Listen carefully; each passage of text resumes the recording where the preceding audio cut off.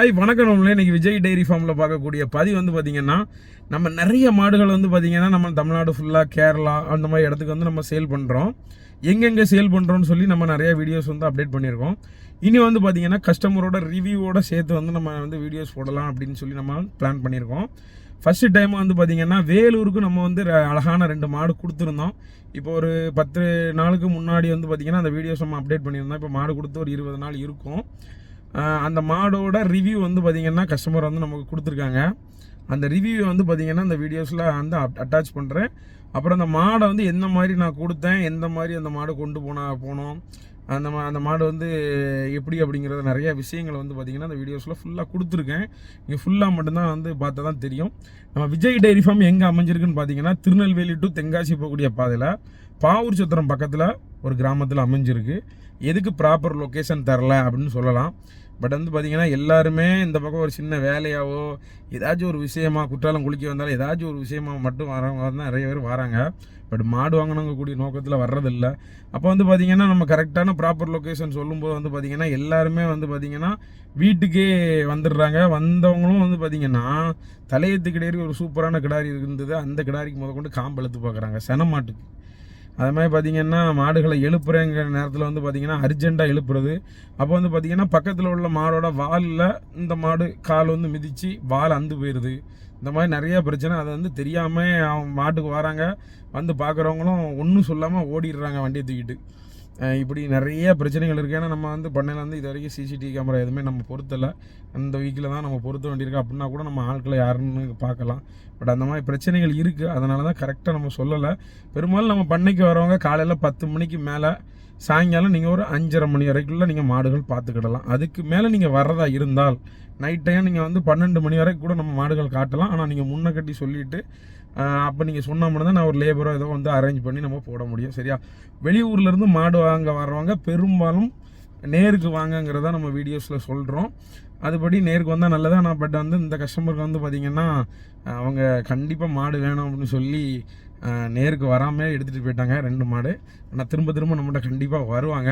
அதே மாதிரி இன்னொரு வீடியோவும் வந்து உங்களுக்கு நான் அப்டேட் தரேன். என்னென்னா அதுவும் கஸ்டமரோட ரிவ்யூ தான். அதுவும் வந்து பார்த்திங்கன்னா வேலூர் பக்கம் மாடு போனது தான். சரியா?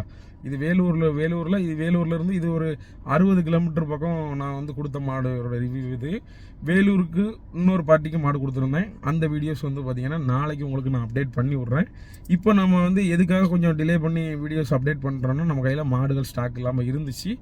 இப்போ தற்சமயம் பார்த்திங்கன்னா நம்ம பண்ணையில் சூப்பரான குவாலிட்டியான மாடுகள் ஸ்டாக் இருக்குது. வேணுங்கிறவங்க கண்டிப்பாக நேரில் வாங்க.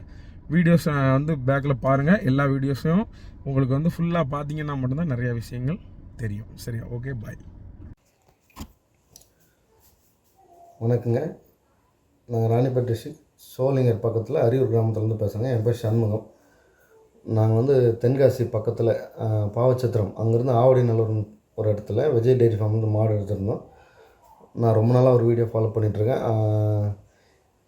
இங்கே வந்து பார்த்தீங்கன்னா நம்ம அவர் நேரில் வந்து பாருங்கள், நேரில் வந்து எடுங்கிற மாதிரி அவரும் என்னை ரொம்ப நாள் கம்பல் பண்ணாருங்க. பட் நம்மளால் இங்கேருந்து நேரில் போக முடியல. நம்ம ஒரு தனியார் நிறுவனத்தில் வேலை பார்க்குறதுனால நேராக போக முடியல. எனக்கு லீவு கிடைக்காது. போயிட்டு வரத்துக்கு ஒரு 2 நாள் 3 நாள் ஆகிடுறதுனால லீவு கிடைக்காத பட்சத்தில் நம்மளால் போக முடியல. பட் வந்து அவர்கிட்ட ரொம்ப நாள் நம்ம ப்ரெஷர் கொடுத்து அவரும் ரொம்ப நாள் என்னை தட்டி கழிச்சிட்டு இருந்தார். முடியாது, கொடுக்க முடியாது அப்படிங்கிற மாதிரிலாம் சொல்லிட்டு இருந்தார்.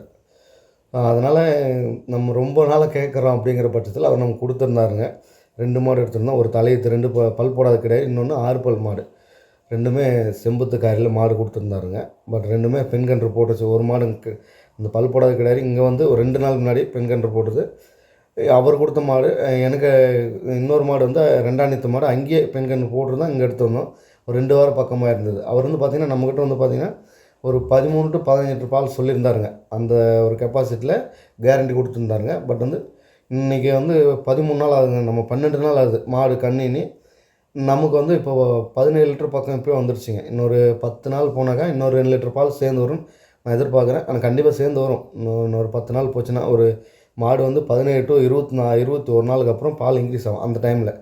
அதனால் இப்போ 13 நாள் தான் அது மாடு கண்ணினி. இன்னொரு 21 நாள் பக்கம் வரும்போது இன்னொரு 2 லிட்ரு கூடும் நம்ம ஒரு எதிர்பார்ப்பு இருக்குது. கண்டிப்பாக கூடும். நம்மளுடைய பராமரிப்பும் கொஞ்சம் தெளிவாக இருக்குங்க.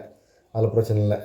சாருமே கொஞ்சம் நமக்கு தெளிவாக பண்ணி கொடுத்துருக்காரு. விலையும் பார்த்திங்கன்னா கொஞ்சம் ரீசனபிளாக இருக்குது.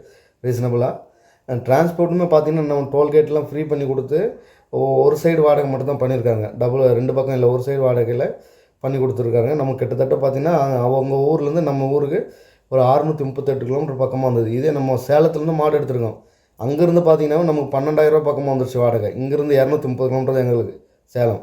பட் இவர் 638 கிலோமீட்டர்லேருந்து நமக்கு ஒரு 10,500 வாடகைக்கு பண்ணி கொடுத்துருக்காரு. ரொம்ப சிறப்பாக பண்ணி கொடுத்துருக்காரு. நெக்ஸ்ட்டு பிப்ரவரியில் ஒரு பிளான் பண்ணியிருக்கேன் எடுக்கலான்னு சொல்லி. அதை நம்ம வீட்டில் சிச்சுவேஷன் பார்த்து அதுக்கேற்ற மாதிரி கிளைமேட் இஷ்யூ எப்படி இருக்குன்னு பார்த்து அதெல்லாம் பார்த்து எடுக்கலான்னு சொல்லிட்டு ஒரு ஐடியா இருக்குது. எடுக்கணும்னு ஃபீல் பண்ணுறோம். நேரில் போய்ட்டு எடுங்க, ரொம்ப சிறப்பு. அவரும் அதை தான் விரும்புகிறாரு, அதை தான் எதிர்பார்க்குறாரு.